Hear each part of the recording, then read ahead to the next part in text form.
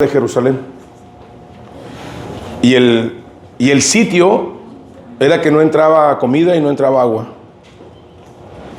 Antiguamente mucha gente no logra comprender las guerras que hay en el Medio Oriente. Usted ha oído del problema de Palestina y de Israel y Gaza. Y muchos de nosotros no logramos comprender cómo es que funcionan esas guerras en el Medio Oriente.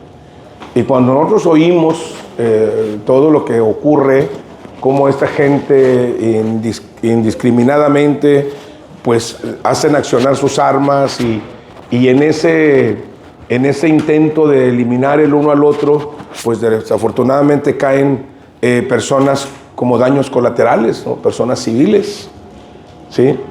Todos hablan de Gaza como el lugar, las pobres víctimas. Mire, hace unos días estaba... ¿Ya se me acabaron las pilas? Ya se me acabaron las pilas. Gracias, brother. ¿Tú no estás enojado? Sí, lo he prendido. Yo no lo he prendido. No, ¿qué te pasa? Calabaza. Aquí nomás porque está aquí tu papá, ¿te crees mucho? Ya te agarraré solito. Que acabo ya no estás gordo. Ya denle de comer a ese niño, hermana. Ya come, hijo, ya. ¿Estás enamorado? ¿No estás enamorado? No, imagínate, te enamoras, te desapareces, hijo. Ay, ya entró con la otra guarura.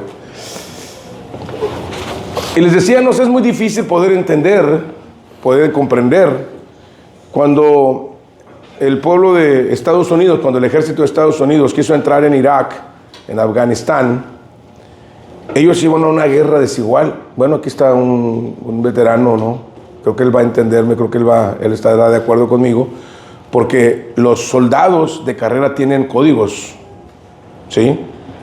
Y los de Hamas y los de Hezbollah son unos malditos que no tienen código de ningún tipo.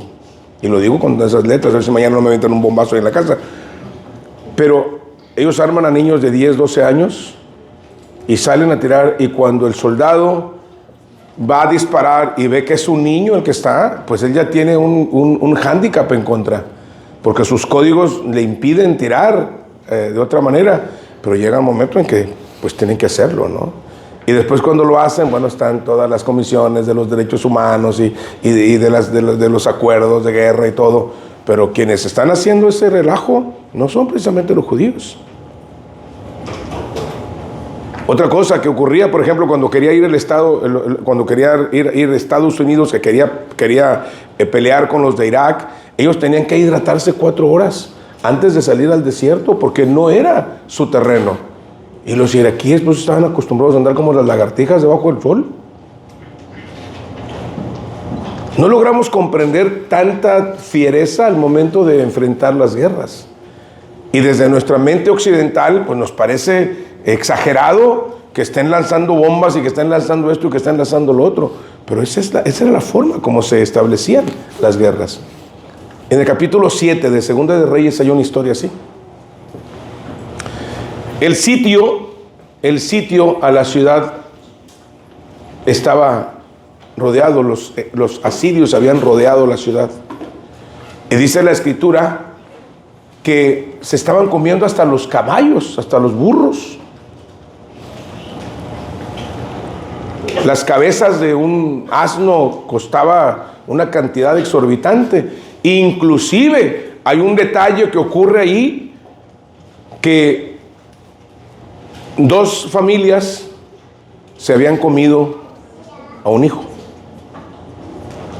El hambre era tan intensa que 2 familias se habían comido un hijo, y ahora la disputa era que una de ellas, que había comido del hijo de una de las mujeres, pues ahora no quería poner a su hijo.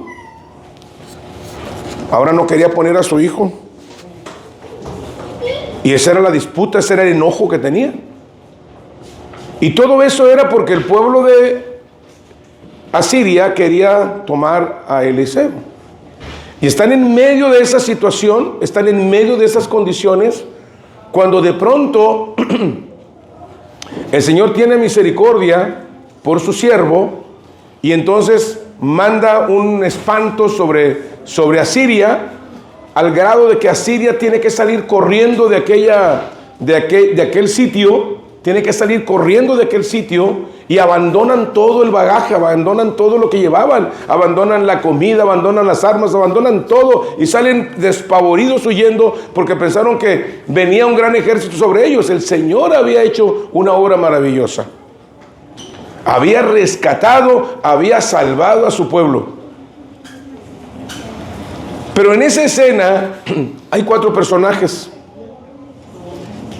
4 personajes que según Levítico 13 y Deuteronomio 24 eran la escoria de la sociedad. A usted le salía un granito, una llaguita por ahí que se ponía blanca, usted iba con el sacerdote lo revisaba, lo miraba, lo dejaba 7 días en observación y luego iba y lo revisaba, y si esa mancha se había extendido, él determinaba que era lepra.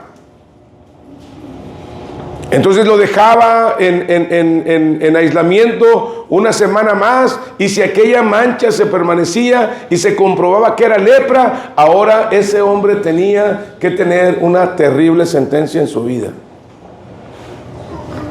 Ese hombre tenía que separarse de su familia, de su esposa, de sus hijos, y tenía que ser echado fuera del campamento. Tenía que vivir en las afueras del pueblo. Y si él se atrevía a meterse, podía ser apedreado por la sociedad. Así es que esta situación no solamente era una enfermedad física, sino que también era una condición moral de la persona. Imagínense el estado mental de aquellos hombres que ahora de repente, de la nada, había perdido todo. No solo habían perdido la salud, sino que habían perdido a su esposa, habían perdido a sus hijos, y ahora estaban como apestados fuera del campamento. Y no solamente eso, sino que cada vez que ellos fueran caminando, ellos tendrían que ir gritando: inmundo, inmundo, inmundo. Si usted quiere saber eso, puede verlo allá en Levítico, el capítulo número 13. Y en Deuteronomio capítulo 24. Como no voy a hablar del bacilo de Hansen, que es el problema que causa la lepra, sino que solamente estoy explicándole cómo eran estos 4 personajes.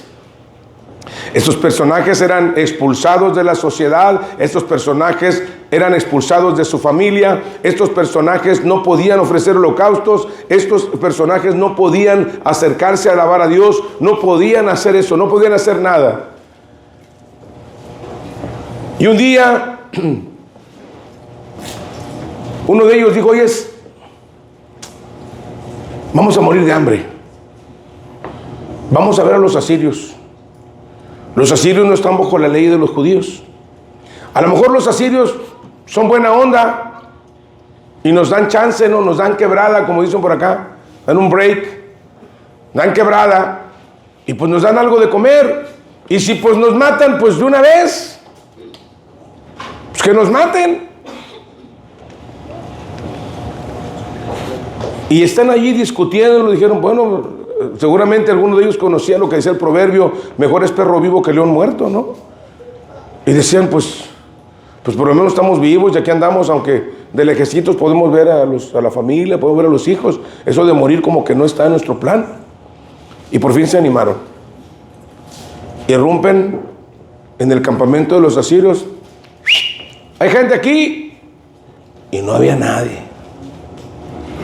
Y de repente se da cuenta y dijo: ah, caray, vestidos por un lado, espadas por otro, lanzas, todo. Y ellos dijeron: espérate, es una emboscada esto. Y entran con miedo, y de repente se dan cuenta que ya no hay asirios. El Señor se había encargado de llevárselos. Y entonces empiezan a encontrar comida, joyas, vestidos, utensilios de guerra. Y los 4 empiezan a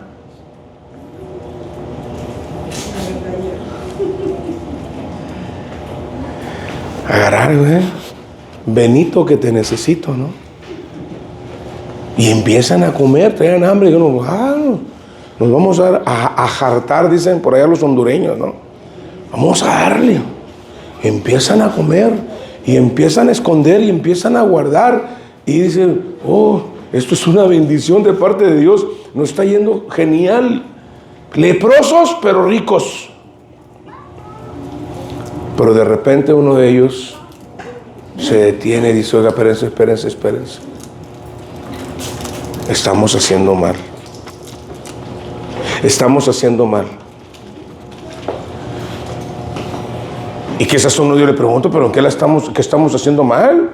Nosotros no corrimos a los asirios. ¿Qué estamos haciendo mal? Si vamos para allá nos van a apedrear, nos van a matar. ¿Por qué estamos haciendo mal? Vayan conmigo a 2 de Reyes, capítulo 7.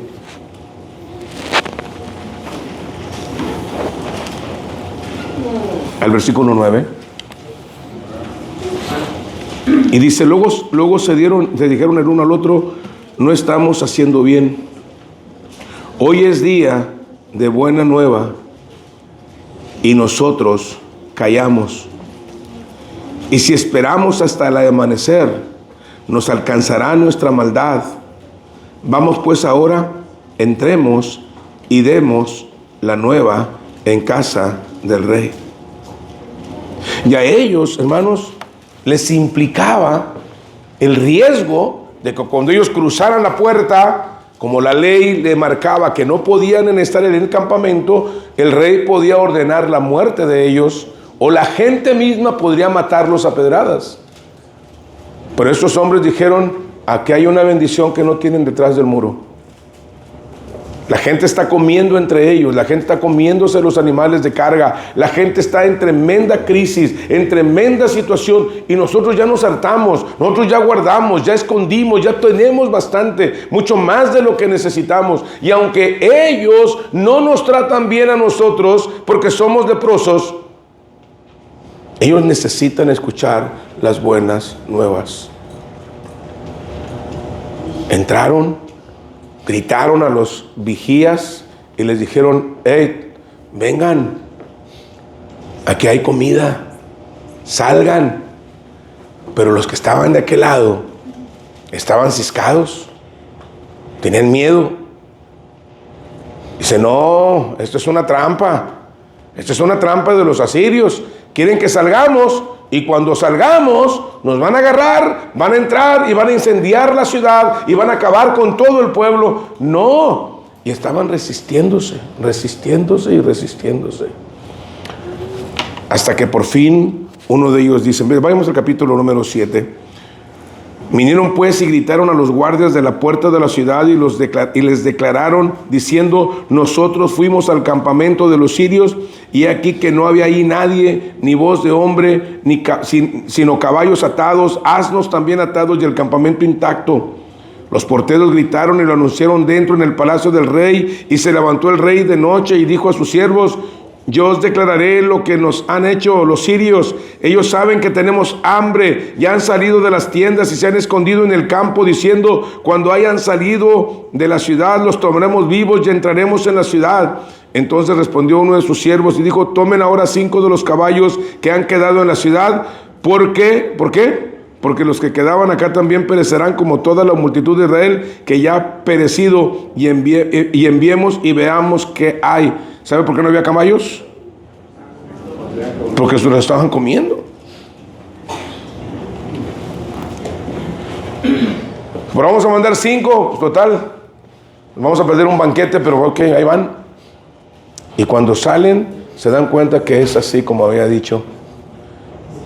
Siempre que leo este pasaje me acuerdo de mi pastor, que él decía lo siguiente: si son muchos, corremos. Si son pocos, nos escondemos. Y si no hay nadie, a la batalla que para morir nacimos. Cuando ya se den cuenta que no, cuando ya se dan cuenta de que no hay nada, salen todos. Ahora sí, hasta se llevan entre las patas a uno de los que se había burlado de Eliseo. Cuando Eliseo había dicho que en un día iba a bajar toda la comida porque el Señor iba a obrar, y aquel hombre dijo, ay sí, cómo no, ay sí, cómo no. Pues a ese fue el que mataron. Dijo, bueno, todos lo van a ver menos tú. Cuidado cuando se meten con un profeta de Dios, ¿no? Bueno, qué bueno que ahí no hay, ¿verdad? Pero cuidado. Ese se murió. ¿Sí? Murió, le dio mal de suela de zapato. Sí, porque lo pasaron por encima, lo pisaron y lo mataron, ¿no? Él no lo pudo ver. Pero quiero centrarme en los 4 leprosos. Ahorita oímos esa y digo, wow, qué tremendo, qué chévere, ¿no? Está buena la película, ¿no? Está bueno el rollo.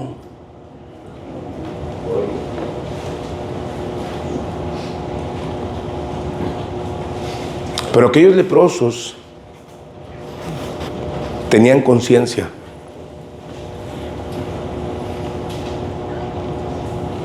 Aunque eran marginados sociales, aunque los habían expulsado del campamento, aunque los trataban como apestados, porque ellos tenían que ir embosados. ¿Por qué tenían que ir embosados? Porque la apariencia de ellos era desagradable. El bacilo de Hansen, que es el que provoca la lepra, afecta todos los aspectos neuronales de la piel. Ellos pueden asarse literalmente solos. No hay sensibilidad. La carne empieza a descomponerse, empieza a podrirse en ellos, al grado que llega un momento en que se caen los pedazos de carne.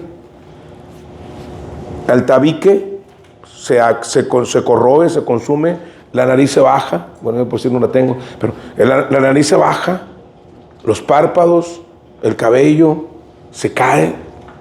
Entonces la apariencia era dantesca, era terrible. Por eso tenían que llevar un bozal, tenían que llevar hoy le llaman kijurí, una gorra, ¿sí? Y luego iba una campana diciendo, ¡inmundo! ¡Inmundo! ¡Inmundo! Y esa era la vida de ellos. Pero en un momento, después de satisfacer todas sus necesidades de comida y todo, dijeron, no estamos haciendo bien. Hoy es tiempo de buenas nuevas y nosotros estamos haciendo esto. No es correcto. La enseñanza, hermanos, que el Señor nos da, dice Romanos capítulo 15, el versículo 4, que las cosas que se escribieron antes fueron escritas para nuestra enseñanza, para que por medio de la consolación de la Escritura tengamos enseñanza, tengamos el conocimiento de lo que es la voluntad de Dios. La lepra en el Antiguo Testamento era un sinónimo de pecado. Por ejemplo, el profeta Isaías, él dice que todas nuestras justicias son como trapos de inmundicia. Y cuando mencionaba trapos de inmundicia, hablaba justamente de las vendas que los leprosos se ponían en sus heridas. Y cuando se quitaban aquellas vendas, casi siempre traían sedimentos de piel o de músculo o de sangre y pus. Es a eso a lo que se refiere el profeta Isaías, que todas nuestras justicias son como trapos de inmundicia, haciéndonos entender que nosotros no podemos venir a la salvación en nuestras obras o en nuestras fuerzas o confiando en nosotros, porque nuestras obras son como trapos de inmundicia. La salvación solamente puede venir a través de la vida perfecta de Cristo, cuando su santidad, cuando su vida es imputada a nosotros. ¿Qué significa eso? Que cuando nosotros oímos que Cristo murió por nosotros y nosotros confiamos y dependemos de ese sacrificio y creemos en sus promesas, en ese momento se hace el milagro de la salvación. En ese momento se dice en la Biblia que entonces creímos, cuando nosotros dependemos del sacrificio que Cristo hizo. Porque en la salvación, mi hermano, usted no tiene absolutamente nada que ver. La salvación se sostiene en la misericordia de Dios y en la gracia de Dios. Y el fundamento es la muerte y resurrección de Cristo. Después hay una edificación que tiene que hacerse en el medio, pero ese es el crecimiento del creyente según el apóstol Pedro.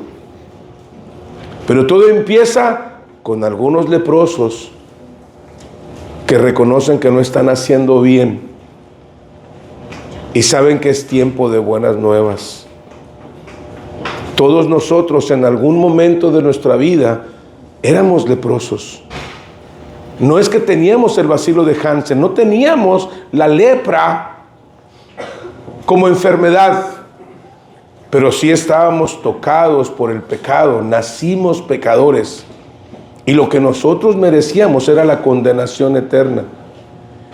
Y un día, al ir caminando o al estar en nuestra casa, alguien tomó la responsabilidad de compartirnos el mensaje del Evangelio, de compartirnos la palabra, como hablábamos esta mañana en la escuela dominical. Nos compartió la palabra, oraron por nosotros, vivieron vidas agradables delante de Dios y vinieron a nosotros y nos anunciaron la verdad de Dios, y nosotros creímos en ese sacrificio, creímos en esa muerte, creímos en esa resurrección y confiamos en eso para nuestra salvación, y le suplicamos al Señor que tuviera misericordia, que nos cambiara, porque ya estábamos hartos de vivir esa vida. Y el Señor lo hizo. Pero ¿qué pasa? Una vez que hemos recibido la salud de parte de Dios, una vez que el Señor nos ha quitado, nos ha perdonado el pecado, nos ha liberado de la esclavitud del pecado, porque eso ocurre inmediatamente después de que tú crees en Jesús. Si ahora tú vives de otra manera es porque así te place vivir, pero ya no tienes que vivir de esa manera, porque el Señor te ha hecho libre. Ha puesto en ti el poder del Espíritu Santo. En el Antiguo Testamento el Espíritu Santo venía sobre quien Dios quería, pero ahora viene sobre aquellos que han creído en Jesucristo. En Efesios capítulo 1, el versículo 13 lo dice: en Él también vosotros, habiendo oído la palabra de verdad, el evangelio de vuestra salvación, y habiendo creído en Él, fuisteis sellados con el Espíritu Santo de la promesa. A partir de ese momento el apóstol Pablo diría que nosotros somos templo del Espíritu Santo y que nuestro cuerpo le pertenece al Señor porque Él lo compró por precio.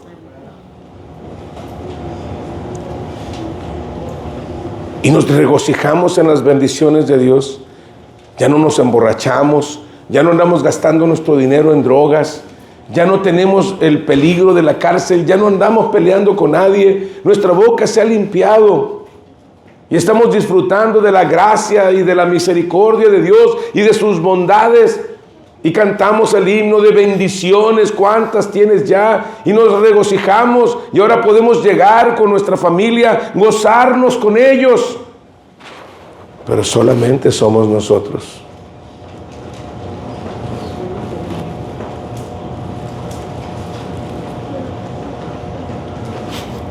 Ahora un leproso como ustedes, les digo, no estamos haciendo bien. Hoy es tiempo de buenas nuevas y nosotros solo nos dedicamos a gozar de las bendiciones de Dios.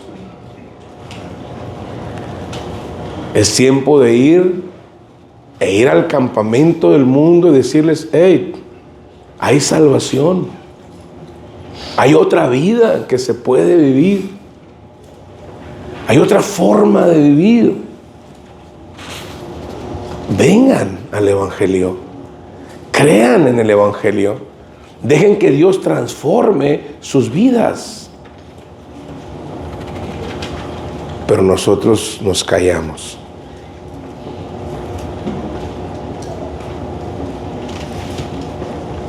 Porque no valoramos lo que tenemos, porque nos avergüenza, porque no sabemos cómo hacerlo. Sea cual fuese la razón, no lo estamos haciendo. Estos leprosos dijeron: no estamos haciendo bien. ¿Cuánto hace, hermano, que usted no anuncia el Evangelio de Jesús? ¿Cuándo fue la última vez que usted dedicó un tiempo para decir: voy a ver a mi amigo, voy a ver a mi familia, voy a ver a mi vecino, para compartirle el mensaje del Evangelio? ¿Cuándo fue la última vez que usted le compartió su fe con otro? El mensaje del Evangelio es bien simple. Algunos le llaman las 4 leyes espirituales, otros hablan el método tal, no. Yo solamente le digo, hay 4 verdades que nos dice la Biblia. Número 1, todos hemos pecado. Por cuanto todos pecaron y están destituidos de la gloria de Dios. La segunda verdad que nos dice la Escritura es que por nuestro pecado nosotros no podemos ir al cielo, y solamente hay 2 lugares a donde podemos ir: el cielo o el infierno. Y déjeme aclararle algo, porque quizás usted esté pensando, no, yo no creo que un Dios de amor me va a mandar al infierno. No, Él no lo manda al infierno. Además le advierto, el infierno no fue creado para usted. El infierno fue creado para el diablo y para sus ángeles. Pero cuando usted decide ponerse en contra de Dios, porque con Dios no hay nadie que es neutral. A veces dice, yo soy como la India María, pastor. Yo ni de aquí ni de allá, y ahí me la llevo. Bueno, le tengo una mala noticia. El Señor dice, el que no es conmigo, es contra mí. No dice, ay, es neutro. No. O caminas con Dios o vas en contra de Dios. Eso dice la Escritura. Y en Juan capítulo 3, el versículo 18 dice, el que en Él cree no es condenado, pero el que no cree ya ha sido condenado porque no ha creído en el nombre del unigénito Hijo de Dios. En Juan 3:36 dice lo mismo otra vez. El que cree en el Hijo tiene vida eterna, pero el que rehúsa creer en el Hijo no verá la vida, sino que la ira de Dios está sobre él. El diablo fue creado para el diablo y sus ángeles, pero cuando usted rechaza la gracia del Señor, a usted le espera el infierno. Y el infierno es real. La tercera cosa que se menciona en la Escritura es que la única solución es Cristo. Es el Evangelio. Cristo murió por nosotros. 1 Corintios capítulo 15. Se les declaró, hermanos, el evangelio que se ha predicado. ¿Cuál es? Que Cristo murió por nuestros pecados. Cristo ocupó nuestro lugar en la cruz del Calvario. Él derramó su sangre, murió hasta la última consecuencia. Llevó nuestra condenación. Y ahora nos ofrece a nosotros salvación gratuita.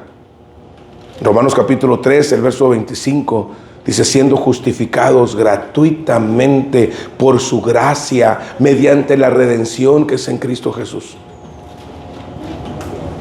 Entonces tú vas a una persona y le dices, mira, tengo un mensaje importante que darte. Si me lo quieres creer, créemelo, y si no, solamente permíteme compartírtelo. Y sacas tu Biblia y le muestras Romanos 3:23, y le muestras Romanos 6:23, y le muestras Romanos 3:25. Y le dices, si tú te arrepientes hoy, tú puedes tener salvación y vida eterna. Porque lo único que Dios espera, según Hechos 17:30, es que tú te arrepientas. Porque según Lucas capítulo 5, sin arrepentimiento no hay salvación. Pero si tú con fe le pides al Señor que te salve porque crees en Él, Él lo hará. Tú habrás cumplido tu trabajo.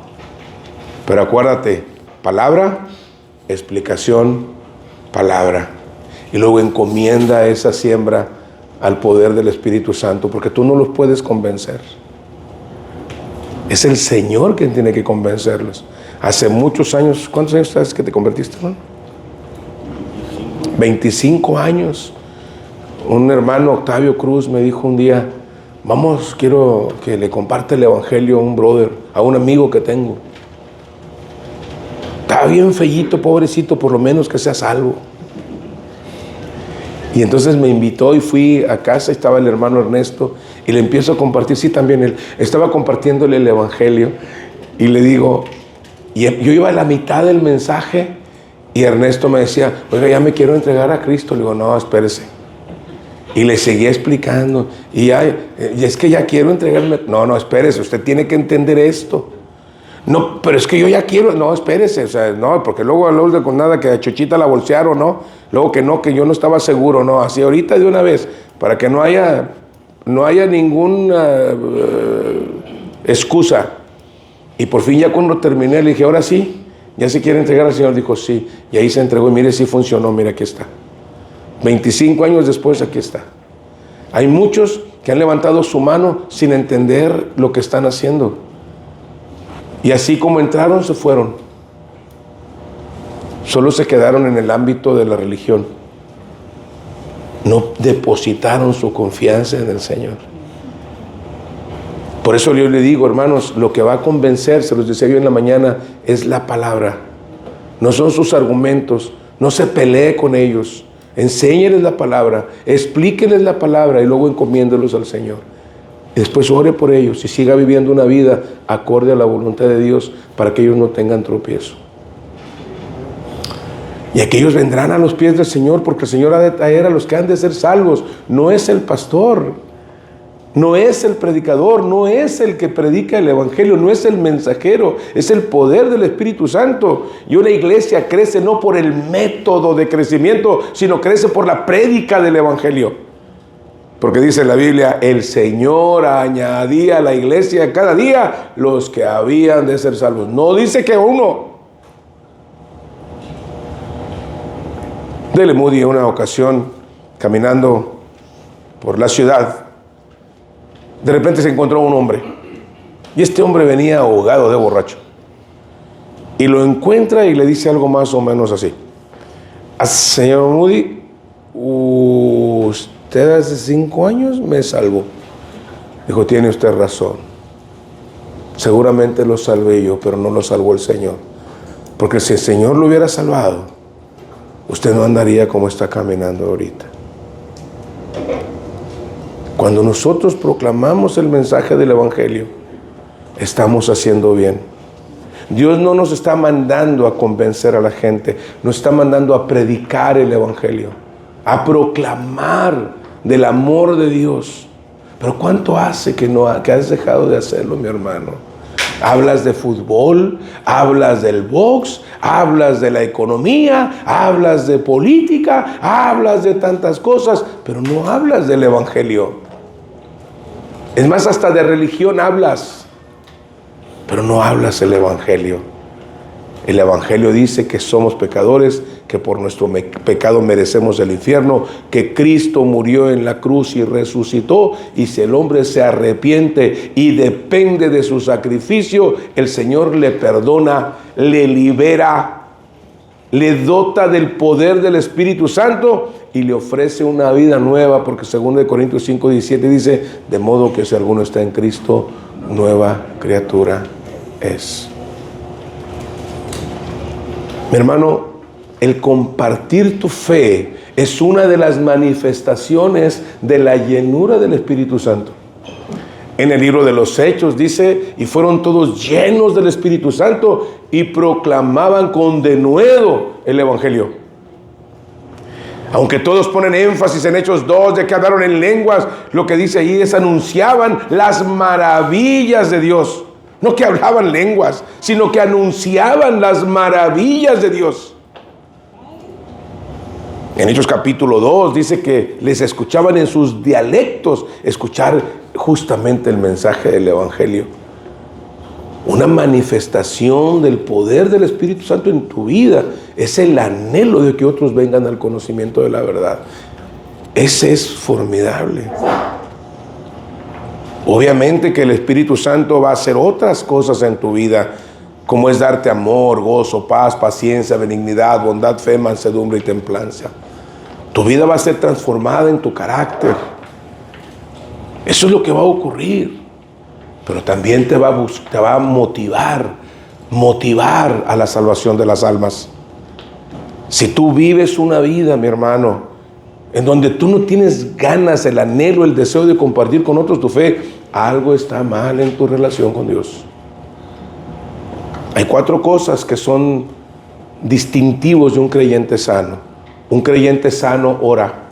Un creyente sano lee su Biblia. Un creyente sano tiene coinonía con sus hermanos para edificarse en la mutua fe. No para hablar tonterías, no para situaciones sin sentido, sino para cruzar, dice la Biblia en Proverbios, hierro con hierro se aguza.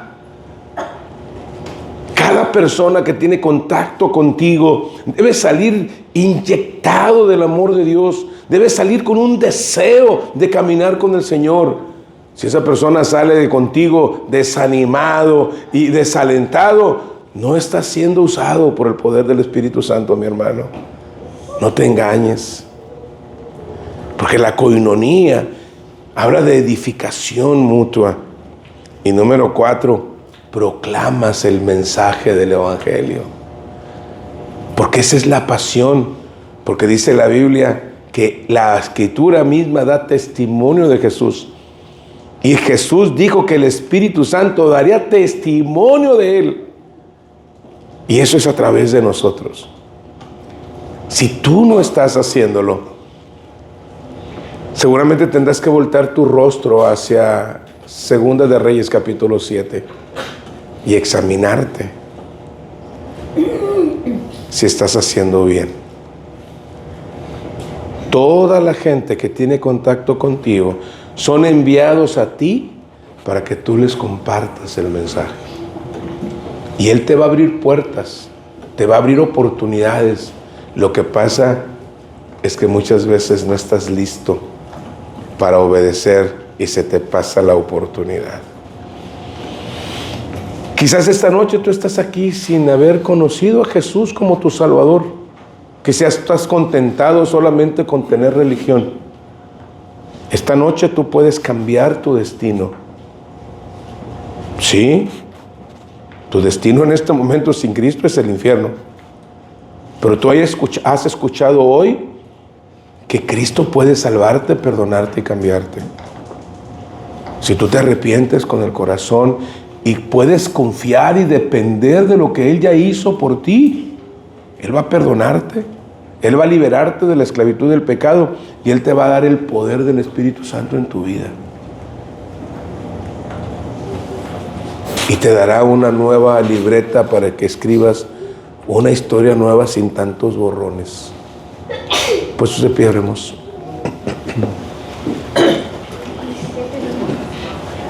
Yo quisiera hablarte a ti, tú que aún no estás seguro, segura.